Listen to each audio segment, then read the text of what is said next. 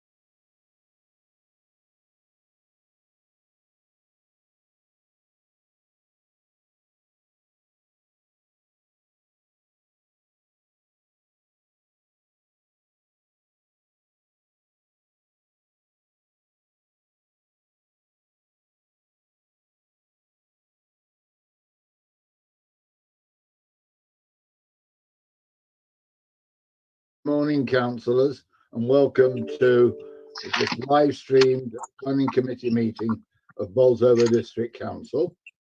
So we need to start off with reminding you that it's a live stream meeting via YouTube. It's being recorded for the purpose of the minutes, and I've been advised, as you heard, that the live streaming is now on.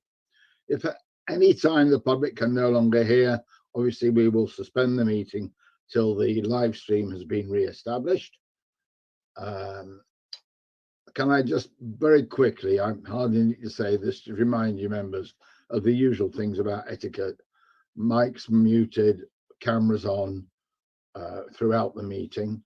Thank you very much indeed. Until you having requested to speak, I invite you to speak. And just a gentle reminder that members, you should remember to give your name and the ward you represent. So just to set a precedent, and I won't do it again. Councillor Tom Munro, Whitwell Ward, Chair of Planning. So as usual, if you wish to speak, please indicate by either writing in the chat room speak or raise your hand. And if I don't see you, one of the officers will just alert me via I have the chat window up on the right hand side of my screen, so I can see all the time if people have requested to speak, and I will bring you in as appropriate. Okay, so thank you very much indeed. So before we actually start the meeting, I'm going to invite, I'm not sure if it's Nikki or Amy, who's going to go through, Nikki's going to go through just a roll call of members who are present. But before you do that, Nikki, can I just advise members that Sarah Kay, the planning manager, has unfortunately for personal family reasons, had to drop out of this meeting at the last minute. And so we welcome in her place Chris Fridlington, who is the Assistant Director Development, but who, as many of you know, has held the same senior role in planning prior to being promoted on to Assistant Director Development. So welcome, Chris. So over to you, Nikki, for members present. Thank you, Chair. The members that are present to this meeting are Councillors Adams, Bailey, Anne Clark, Nick Clark, Paul Cooper, Maxine Dixon, Hoy, Kane, McGregor, Monroe, Graham Parkin, Smith, Tate, Deborah Watson and Wilson. Also in the meeting room today are members of the planning team, as advised. We have also Jenny from the legal team and members of the governance team who are supporting this meeting. And we also have the agent for the application, Chair. Thank you very much indeed, Nikki. That's very helpful. So we'll move on, if we may, to the first item on the agenda, which is apologies for absence. Nikki, are you aware of any apologies for absence? Yes, Chair, we do have one apology today from Councillor Jim Clifton. Thank you very much indeed.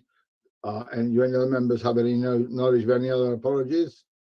No? Okay, thank you very much indeed.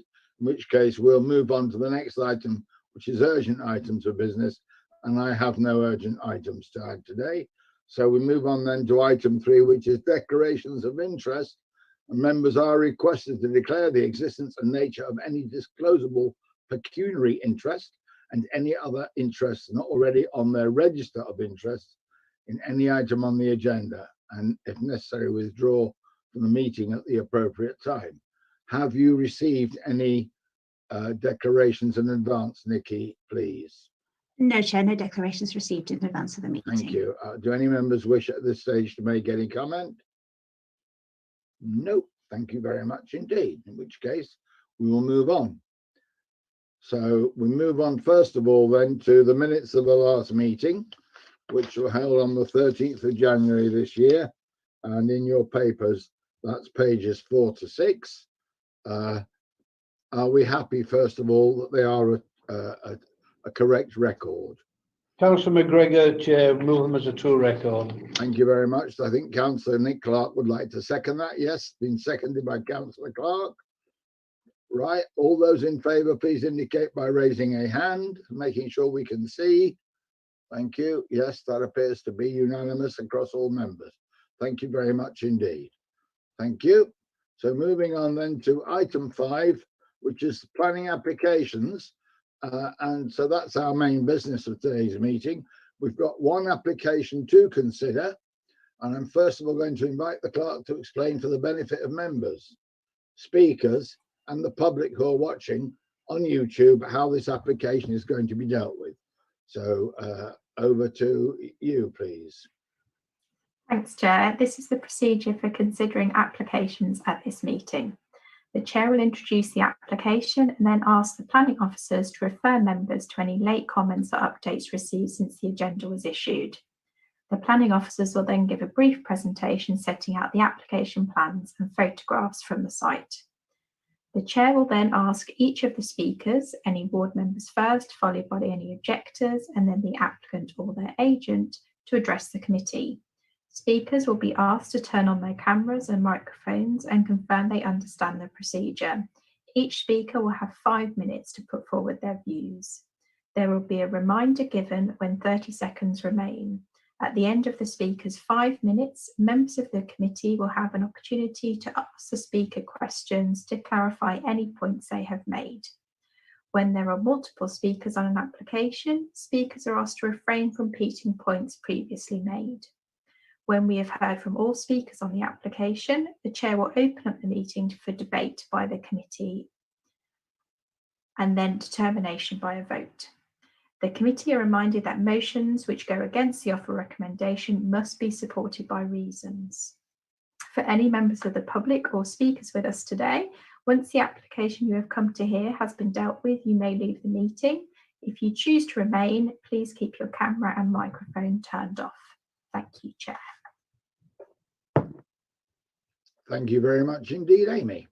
So we'll move on then, and I'm now going to advise that we are going to be looking at application number 20-00166 full, which is Primrose Residential Development of 16 units, use class 3 at Amberley Manor, Primrose Hill, Blackwall. And I'm now going to invite Chris Fridlington, the Assistant Director of Development, to present the report. Over to you, Chris. Thank you, Chair. If I could ask Nikki, I think it is, has got a presentation on the screen. And if we could go to page 3.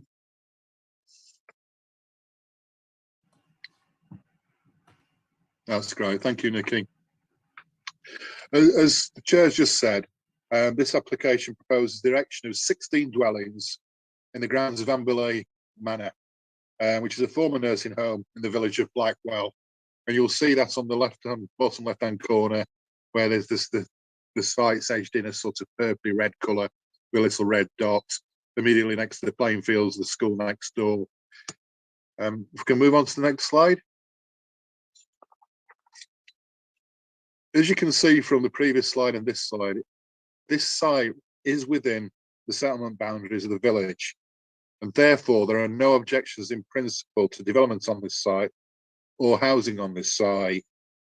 There'd also be no overriding objections in principle to reuse of the nursing home, which seems to be no longer viable. But of course, in this application, the nursing home isn't part of the application itself. It's part of what's noted as phase 2. The application we're looking at is noted as phase 1, and it just involves redevelopment of the grounds of the former nursing home rather than a site as a whole. Can move to the next slide, please. As we say, this application is phase 1, and careful consideration is being given, firstly, to the TPO, tree protection order trees on the site and along the access to the site. And that's had a major impact on how this site's been laid out and potentially an impact on viability as well. As proposed, the TPO trees would be retained. If we could go to the next slide, we can see that on the layout. Thank you. So you'll see from the layout, the green circles where the protected trees are. You can see a layout there including a mixture of 2-bedroom and 3-bedroom properties in the grounds of the nursing home, as we said. If we can turn to the next slide, we can also see that'll be a mixture of 2.5-story properties. and there'll be a mixture of these in either semi-detached format or as terrace properties. If we can turn to the next slide, please, Nikki. As you'll have seen from your report and from the various comments made by consultees, there are no overriding objections to the design of the new dwellings or the layout itself. And of course, officers have spent some time carefully considering the impact of these on the nearest neighbouring dwellings. And with reference to our own planning standards, we can confirm these houses would not be unneighbourly because they would not result in any of the existing dwellings experiencing an unacceptable loss of light or privacy, for example. So in those terms, we have got a development that's happy, that we're happy is acceptable in principle and meets our design requirements and would sit alongside the existing houses in a way that complies with our policies. If we could turn to the next slide, please, Nikki. You can also see from your report that the County Council has confirmed that the site can be provided with safe and suitable access. And all other technical issues can be dealt with by the conditions suggested in your report, which is set out on pages 26 to 32. As you'll have seen from your supplementary report, we have had a further comment from the neighbour, and it's for those reasons we feel that those comments have already been addressed, i.e. we've already looked and assessed and can confirm that the houses themselves would not be unneighbourly, and whilst there are some technical issues that need resolution, they will be dealt with by the conditions. If I could turn to the final slide, please, Nikki. Therefore, we think the key issue in this case is that the development is not sufficiently viable to meet the requested 106 contributions. And those are to education, play facilities and open space. They amount to around £100,000. In a finely balanced judgment, officers consider that the benefits of bringing this site forward and the benefits of the new housing outweigh those concerns. Having had the viability of the development tested thoroughly by an independently and suitably qualified surveyor. So we're coming out the other end and we can confirm that there's not enough viability in this particular scheme to make those contributions. And on that basis, that it's acceptable in principle. We have no overriding concerns about the design. We can deal with technical matters. The balance judgment that planning officers have made is for a recommendation of approval, subject to the conditions as we said.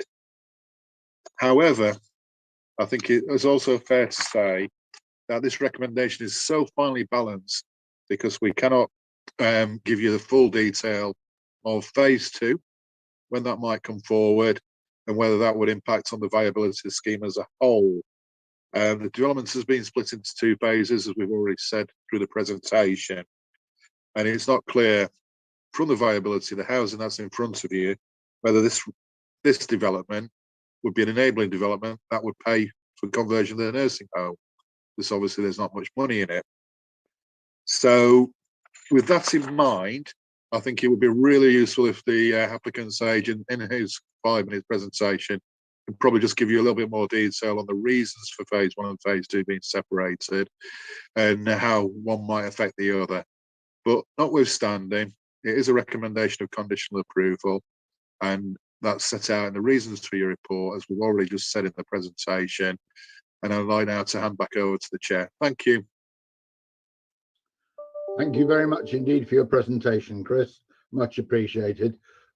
Members, we have one external speaker this morning, and that's a Mr. Ranjit Sagu, who is the agent for the developer.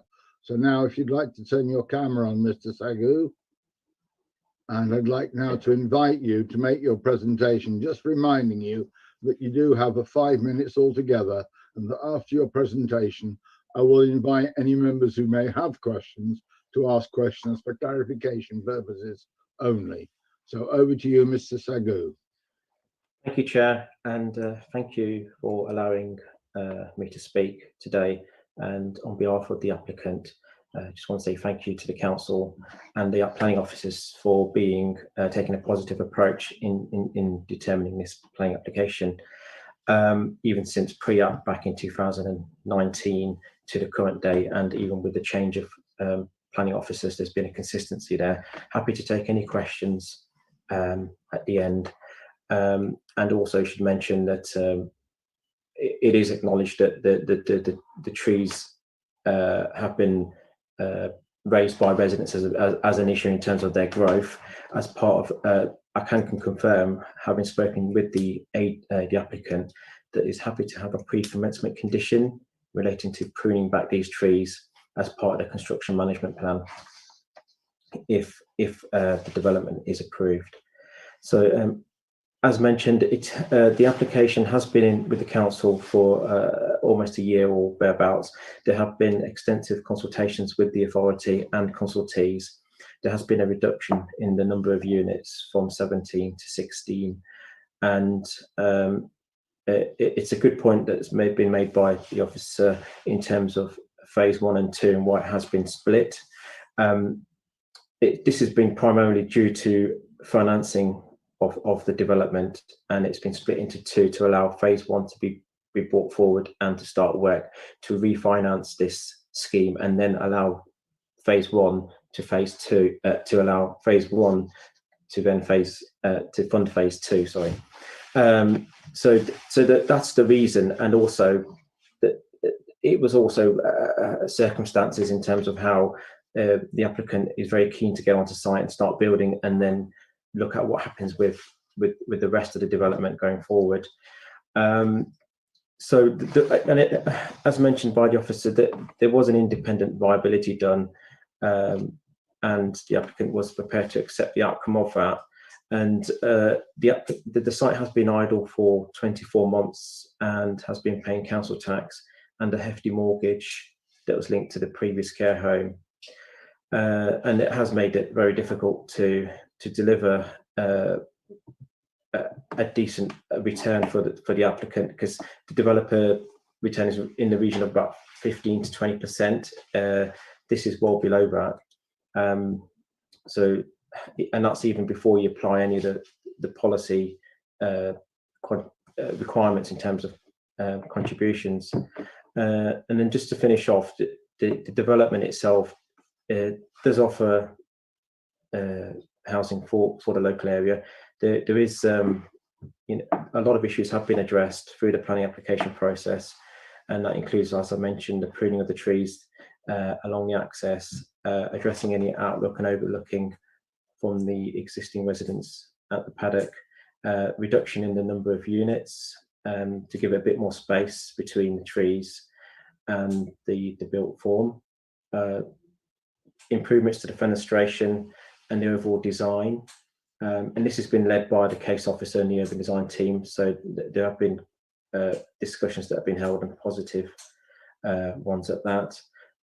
And just to kind of finish off, the redevelopment of this site would be a sustainable form of development. It is currently vacant at the moment, and there have been issues related to crime and safety. This would address those issues and bring some life back into that site.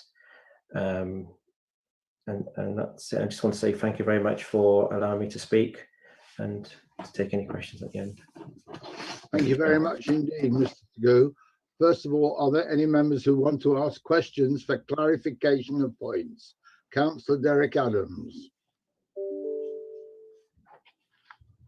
Thank you, Chair. Derek Adams, Bolsover South. How many bedrooms was the nursing home? The current nursing home. I mean, what? I'm sorry, I don't know the answer to that. I believe, if I may, Mr. Tagu, with respect, Councillor Adams, we are not considering anything to do with the current nursing home. This is a planning application for land adjacent to the nursing home site, and so, with respect, that is not a relevant question at this stage. I appreciate that, Chair, but what concerns me is the access. And my concern is the 16 dwellings to start with. I hope phase 2 was going to be discussed, and it hasn't been discussed. And if that's going to be turned into bedsits or something like that, we've not only got 16 to 32 cars going up that access, we've probably got another 30 or 40 going up it. Councillor Adams, forgive me interrupting you, but they're the sorts of points you can make when we get on as a committee to discussing the application. Okay, and that's where we have those discussions. Thank you. Councillor Parkin. Thank you, Chair. Councillor Parkin from South Normanton West. I think it's been mentioned, but I just want to make sure that the ownership of the trees is established and that there's a full pruning policy. We don't want it leaving where everybody does a bit on their own and makes a mess of the trees. So is there an ownership and pruning policy for the lime trees? Okay, yeah, that's a good question, Councillor. Usually what would happen is that there can be a management company that's set up to deal with that, because where you can actually incorporate the trees into a plot, then the tree becomes the responsibility of that owner. But along the access, I understand where you're coming from. So ideally would like to look at what can be done to try and kind of prune them back, and then look at the long-term management and the maintenance of it. So that's something that we can have a discussion with the officer in terms of going forward. Thank you. Thank you for that clarification. So anybody else wishing to ask questions for clarification? Yes, Councillor Duncan McGregor, please. Thank you, Chair. Councillor McGregor speaking. Could you just, I'm surprised about the 4.4% regarding the profit margin. Is there any reason why you've not put a full application in for the total sitage? I understand that when the viability was, yeah, thank you, Councillor, for the question. The viability can only be done on the application submitted, and to going back to phase 2, the actual survey of the building hasn't been fully done in terms of what can really be achieved there. So it's only fair to say that, you know, it might be possible to get, the master plan indicates 12 units, but that could change.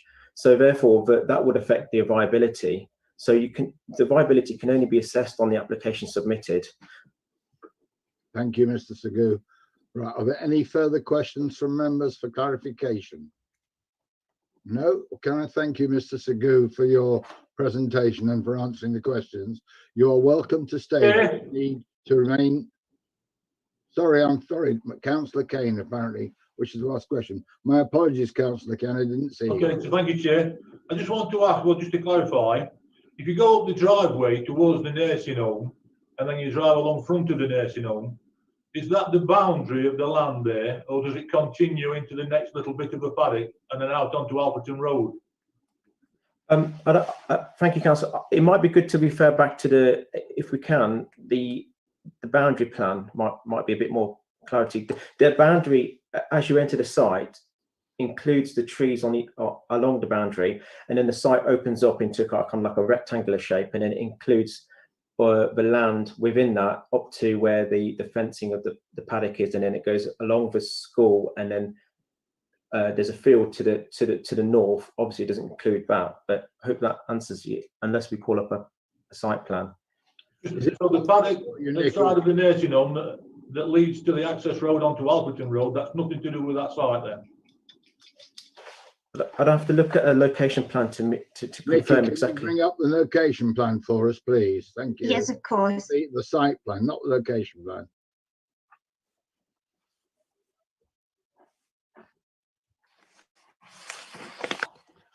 Okay. So I don't know if you can see my mouse moving around. But you. No. Okay. It's not showing you on there, Chair. No, you're viewing my screen at the moment. Okay. I've got a mouse. Whereabouts would you like me to point it? So if you go down to back down towards the drive is sort of coming from the bottom and coming up. And I think what Councillor Kane is asking is, where does the boundary to the new proposed size at the north end as we see it, where is the actual entrance onto that site, and where is the boundary of the site proposed for development, as opposed to proposed phase 2? Yeah. Top right. When it comes forward. Oh, sorry. Yeah. Is that the question you're asking, Councillor Kane? Yeah, Chair, yeah. If you travel up the driveway to the nursing home, and then if you just drove straight across front of the nursing home, yeah, across the side, there's a couple of little paddocks and one leads straight onto an access road. It takes you out onto Alfreton Road itself. I just wanted to know if that little paddock and that access road has anything to do with that site. I don't believe it does. It's the red line boundary is clear, and then there is a blue line boundary for phase 2. Right. Hopefully that. All right, okay, councillor Kane. Okay then, Chair, thank you. Thank you very much indeed. Okay, as I said, Mr. Sagoo, you're more than welcome to continue listening in, but you need to take out your camera and mute yourself. And thank you very much indeed for your contributions. Yeah. Thank you, Chair and councillors and members and officers. Right, so that concludes the public speaking part and the contributions from the outside speaker. So we now move into, if you like, the discussion phase. We're not at the stage where we're necessarily going to consider proposals, but this is now an opportunity for all members to raise questions with Chris Fridlington, the Assistant Director Development, for further clarification, and for people, if they have points they wish to make any points they wish to make. Please be aware that I'm doing my best to keep my eyes open. So our first hand I see up is Councillor Maxine Dixon. You're muted, Councillor Dixon. We hear nothing. Thank you, Chair. Maxine Dixon, Barbara and Clown North. A few concerns. One of the concerns is the driveway, the access point, I believe may not be adopted. So my concerns are the amount of traffic, heavy vehicles that will be going up and down this lane will obviously have some impact on the surface that it currently has. Who will be responsible for bringing it up to some sort of standard that the council may in future adopt it, but even if they don't, that it will be usable by new residents of the properties once building's been finished. And also, I can't see anything on here about electric car points. There are carports. Will these have electric charging points in the carports? Okay, I'll ask Chris Fridlington to address those two questions. Chris, can you answer either of those questions, please? Yes, I shall certainly try, Chair. I think the access road is partially covered by conditions. An expectation that this will be improved and passing places put up on there.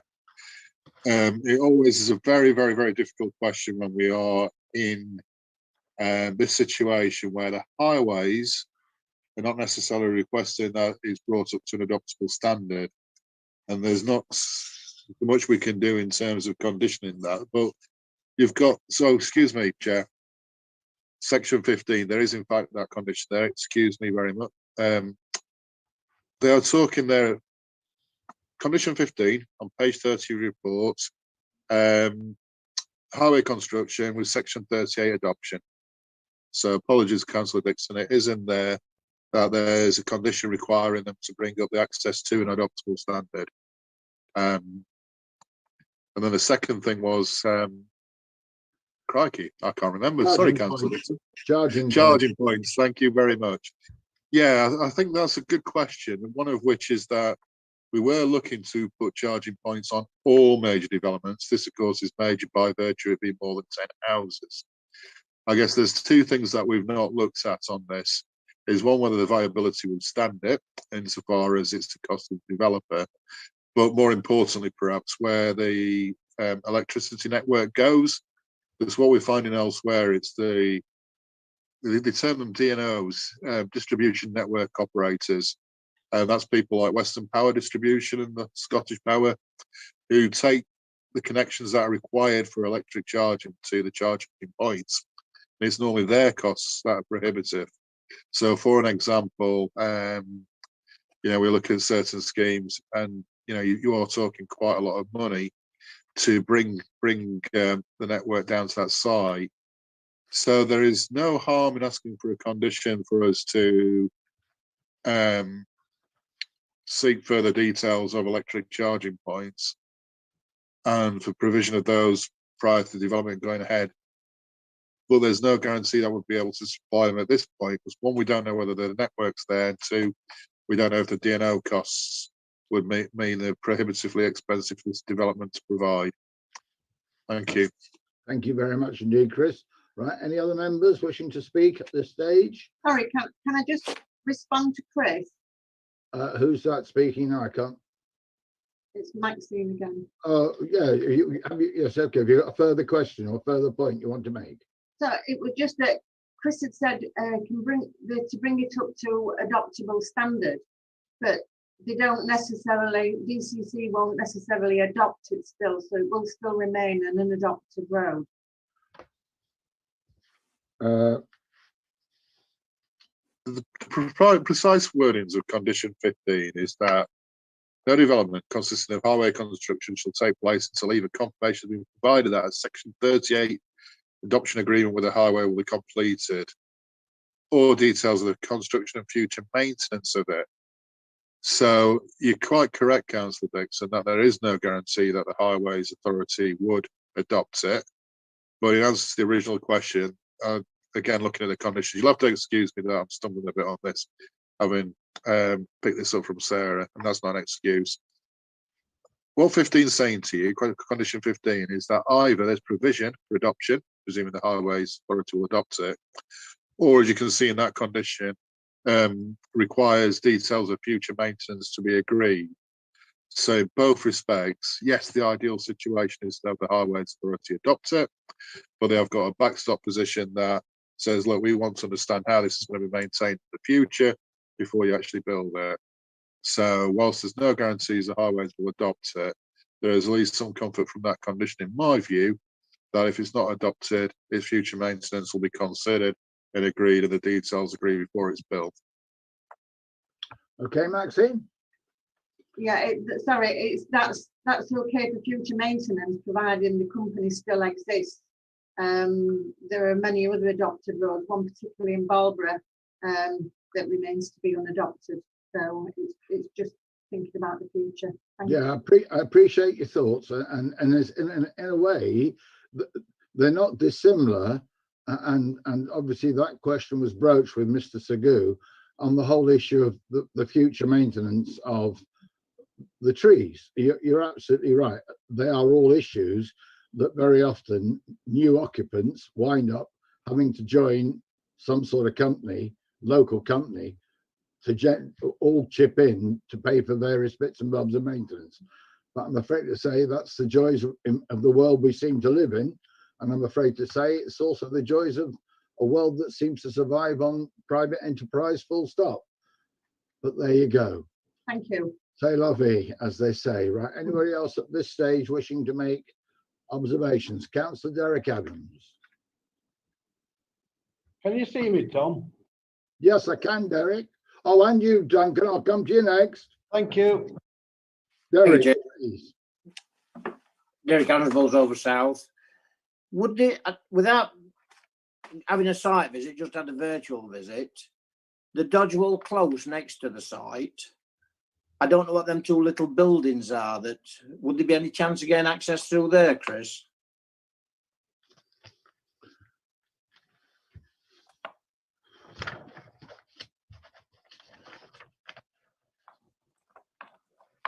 Yeah, I can see exactly where you mean, Councillor Adams, but I think if we was looking at this in terms of, I don't know, say a big major development where the whole acceptability rested on getting access through Dodgewell Crescent, you're probably talking provision of compulsory purchase orders, CPOs. But obviously this is a private development where you've only got 16 houses, and I guess the cost of acquiring that land and pushing through Dodgewell, as we've heard from the agent and we've seen from the report, they're just not going to be able to afford to do it. And this is the situation, going back to the question that Councillor Dixon asked us again, is that we are in this position where the Highways Authority is saying, right, we can get access through the existing access, which subject to the agreement on the construction, the passing points and all the rest of it's going to be okay. So, of course, without wanting to make excuses and go around the same circles that we always go around in these situations, where we haven't got the support from the highways to say, right, you need to provide a different access and you need to come through Dodgewell or whichever one it is, then we're a bit stuck in terms of how we can negotiate that through or even recommend refusal on the grounds of highways and access. And I think we've had this, had this discussion on a number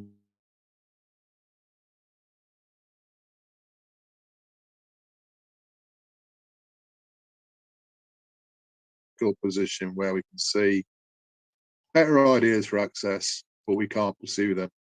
And on this particular occasion, I think that with the amount of problems with availability of the developments already, it just wouldn't pay for it either. I hope that answers your question. I'm sorry if that was a little bit long and rambling. Yeah, thank you very much, Chris. If I may just add to that, Derek, I've just got up the Spectrum spatial map and enlarged it for Dodgewell Close. And the two little buildings you're talking to look relatively permanent because they're on the spectral map as part of their gardens. And also the compulsory purchase, apart from having to take out those two buildings, if that was to be an access, would also take a significant amount to maintain the width of Dodgewell Close, a significant amount of both gardens. So I don't think in reality, I understand why you're asking the question, but I don't think in reality it would be a starter. Okay. Yeah, thank you very much.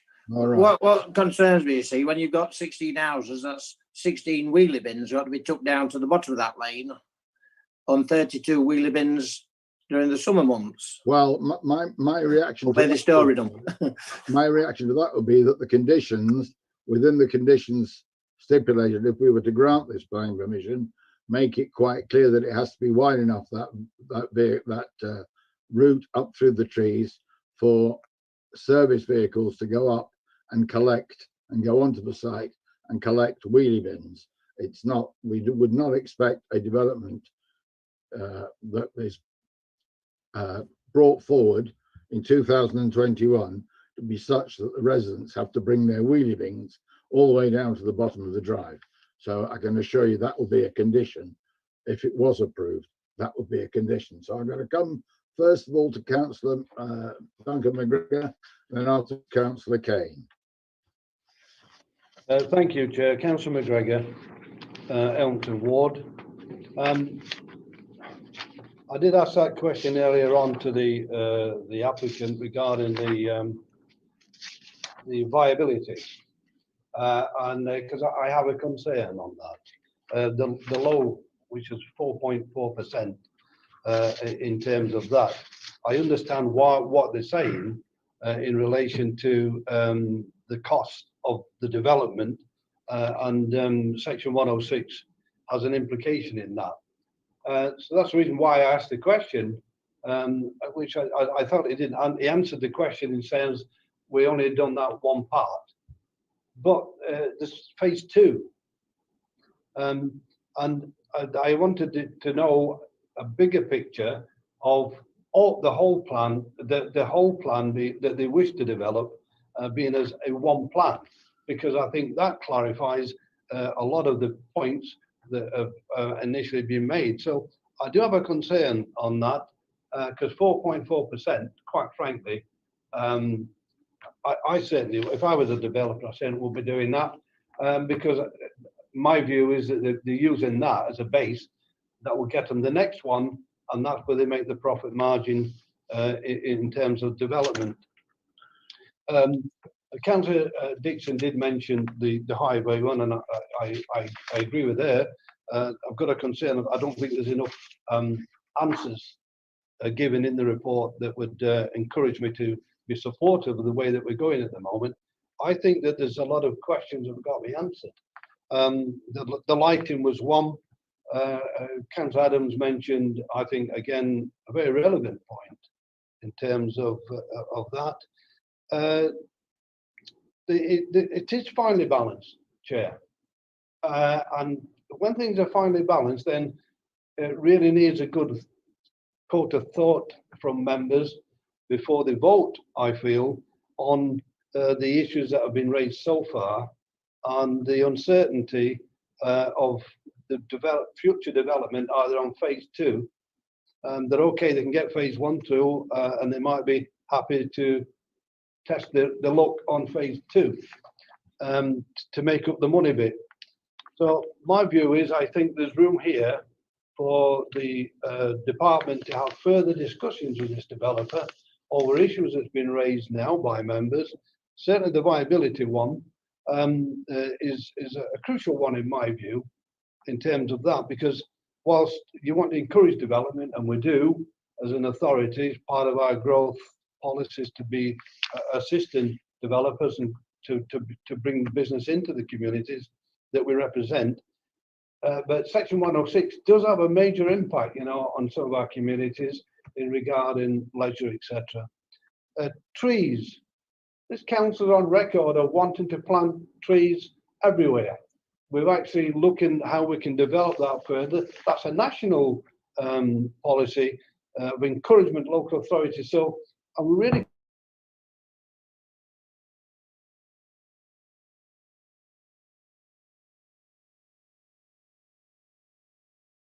important. So I think there's we need a deeper discussion on the trees. Some of them have got TPOs, and there's a reason for that. So overall, I think it's a mixed bunch, in my view, of questions that need to be covered a little bit more securely to get my vote in terms of passing this on. So I would urge members to look towards possible deferment of this application. Can we just continue the discussion before we start thinking No, about I'm not moving it. I'm not moving it, Chair. No, but At this stage, I'll give notice to move then. Thank you. okay, thanks for your observations. I'm sure members have heard carefully. Next, I've got Councillor Kane, and then I've got Councillor Tate. Yeah, thank you, Chair. Just going back to what Councillor Adams said regarding the drive, I've got concerns regarding the length of the drive and how dimly lit it is because of all these trees are all mainly overgrown. But going back to what it says about access through this Dodgewell Close, I was there this morning at 7:30, 7:45, and I had to reverse back down that Dodgewell Close because it was that overcrowded with cars. It was unbelievable. So there's no way we can use that way, Derek, I'm afraid. But I have got the concerns as you have of the main driveway. I think it's got to be looked at further. Thank you, Chair. Thank you very much indeed. So Councillor Tate and then Councillor Hoy. Yeah, thank you, Chair. I'm just a little bit concerned about the future residents and the maintenance fees, because looking after trees, especially ones that have got preservation order on them, the cost can be prohibitive. And I know that's something that the buyer will have to think about when they purchase the properties, but these look like kind of entry-level properties for first-time buyers and maybe young families, and I think the maintenance costs might deter people from purchasing these properties. And I think we need to get some idea of how much these costs are going to be that's going to fall on the residents. Thank you, Councillor Tate. Thank you very much indeed. I don't think there are any questions that we can answer as such. No. Councillor Tate, you've turned your camera off as well by mistake. I know. All right. Councillor Hoy and then Councillor Liz Smith. Councillor Hoy first. Natalie. Thank you, Chair. Just really going back to the drive as well. What about pedestrian access on foot? If someone's taking their children to school, that's another concern that I have regarding this drive, which is one I thought I should highlight to other members as well. Is that there doesn't seem to be much consideration for people actually walking away from this development on foot. Interesting point, Natalie. I noticed there was nothing on a footpath, and my understanding is in order for the local highway authority to actually adopt a road, there has to also be at least one footway on one side or the other of the road before they'll consider seriously adopting it. But I'm sure planning officers will correct me if I'm wrong, but that's my understanding. Right, Liz Smith. Thank you, Chair. Councillor Liz Smith, Old Hucknall Ward. I'm struggling with this one, I have to say. My question is for Chris. Chris, whilst I would very much welcome the jobs that this would bring in construction, and this would also bring, housing for local people. I am struggling with this viability thing because we don't seem to have the full picture of the whole site. And I think you'll agree, Chris, it's quite normal for phase 1 not to make as much money for developers as perhaps phase 2 and phase 3. That's when they really, ramp up their profit. So I am wondering, is there any more information that we could get in the future, over the next few weeks, that might help us to understand this whole thing a little bit more? Do you want to come in on that, Chris? Yeah, thank you. Sorry, there was a message there. Okay. Oh, Nick Clark wants to speak as well, but you finish up first, Chris. Yeah, I think there's a real good question there, isn't there, about a lot of the discussion, for instance. I know this might sound a bit strange at this point of the discussion, going back to bins. Condition 17 on page 31 of the report again talks about further details being submitted of waste collection from the new dwellings. Details will be required that demonstrate refuse, a dustbin lorry, in other words, is going to be able to get and get into the site. Because it's all right, I can keep seeing messages from the agent coming up on screen. So going back to some of the questions and some of the concerns that members have raised, it sort of feels to me that actually phase 2 and phase 1 need to be considered, because you've got land that is captured in phase 2 that might be critical to phase 1 in terms of allowing the bin lorry up, for instance. Obviously, you've mentioned a whole set of concerns as members about the trees, who's going to pay for the adoption of the road, who's going to pay for the trees. Obviously, as you might imagine, we don't know the answers to that, but I think common sense would tell you that if there was the conversion of the care home and the new homes, then those costs might be more evenly shared, perhaps, and more fairly distributed. So there is a good case for the things to come in together either in parallel. So we, as has been suggested, we defer the decision on this application, and allow the applicant to prepare phase 2 application. But in a direct answer to your question, councillors, what we haven't got is an evaluation of the care home conversion, and the agent said to you at the minute they've not done the condition surveys, they don't know whether they can get 11 or 12, whichever number of flats they said. So some time will be required for the agent to prepare that, and you will probably be looking maybe a month or two to sort of pull that together and come back with perhaps some more detailed answers to the questions that you're asking. I hope that was helpful. Thank you very much indeed, Chris. Nick Clark has asked to speak. I hope we're not going to repeat any of the questions, Nick. I'm not being rude when I say that. It's just that I have my own thoughts, and I'd like to bring those round, and they very much echo some of the sentiments we've heard from Chris Fridlington and from many others. But over to you, Nick. Yeah, thank you, Chair. Councillor Nick Clark, Boulder, Reeswall. Not so much questions. I'm concurring with Councillor McGregor. I have concerns about the viability of the actual development, whether they can actually complete this without running out of funding before they can get to phase 2. And that is my major concern. And also, I don't think they've really addressed all the environmental points that they should be doing, i.e. electric vehicle charging points, etc. Thank you very much indeed, Nick. Much appreciated. I take it that's it. Oh, Steve, did you want to come in? Steve Phillipson, Planning Officer, Senior Planning Officer. Steve. Thank you, Chair. I just thought I'd add, with regard to the split phasing and concerns that members obviously have about that, the council does have a policy regarding comprehensive development. It's policy SC4, and that requires it says that proposals will be supported where they do not prejudice the comprehensive delivery of a development site.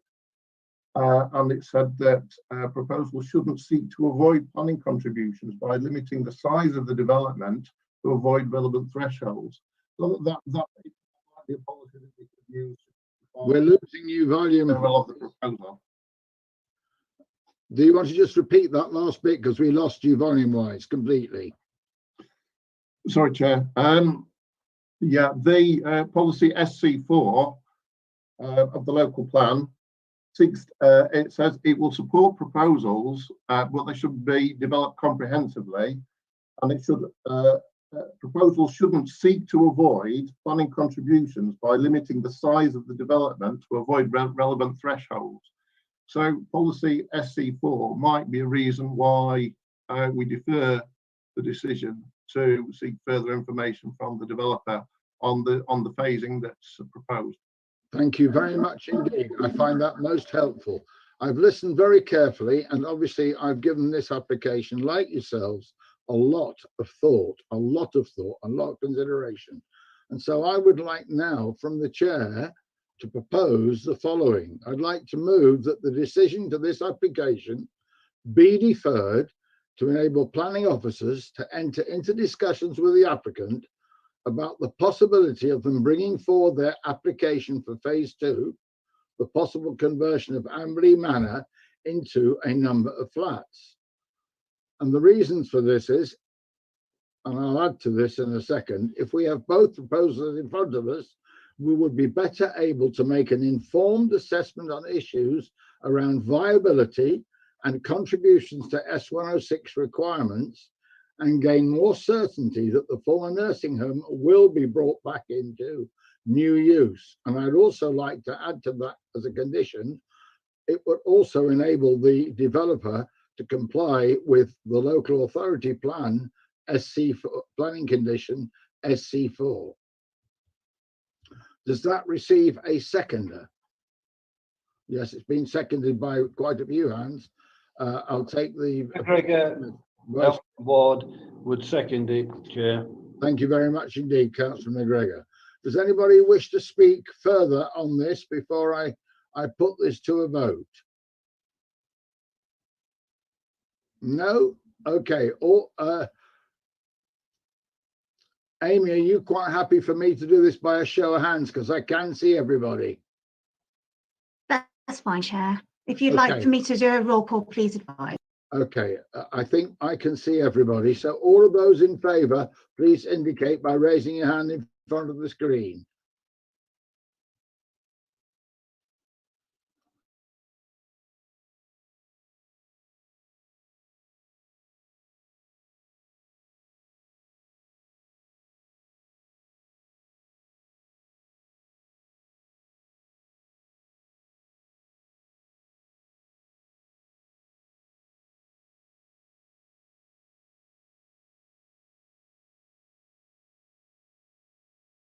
Can we now move on then, please, to the next item on the agenda, which is agenda item 6, which is an update on section 106 agreement monitoring. And I think this might be a double act, but I'm going to invite Chris to introduce it, and you might want then to invite Steve Phillipson, Senior Planning Officer, to contribute if necessary. Over to you, Chris.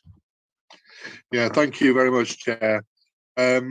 Some members will recall that this report on 106s was an audit requirement, and what it is there to do is give members oversight with the 106 agreements that we've got. So I'm not going to go through it in detail. I think it's mostly self-explanatory. It explains the money that we've got on hand. It explains the 106 contributions that are likely to be coming forward soon, and it obviously explains a little bit about our monitoring procedures. We've got another set of monitoring due come March, April time. So around about now, our policy officers will go out and see if the triggers are there. There's an appendix attached to your report, an update that gives you perhaps the figures a little bit more clearly. So what I was going to propose was that I was going to leave it there and invite any questions on any part of the report. And obviously Steve Phillipson, as you mentioned, Chair, thank you. And Chris McKinney are on hand as well, if there's any detailed questions that I can't take. So thank you, Chair. Thank you very much indeed, Chris. Do you feel at this stage you want to add anything, Steve? Thank you, Chair. Just one minor point. At 1.7 of the report, which is new money received, I've got one verbal update for some money that's just been received, which was £28,000 for the Cresswell Road Clown site for leisure. Thank you very much indeed, Steve. So do any members please have any questions they wish to ask any of the officers on this report, please? I'm not seeing any hands raised. Right, so there are recommendations. The recommendations are at, if I may, just bear with me, and I'll turn to the right place. Recommendations at 6.1 on page 38, that the Planning Committee notes this report, and I will propose from the chair that we accept the recommendation. That's been seconded by Graham Parkin. Thank you, Graham. Councillor Parkin. So all those in favour, please indicate.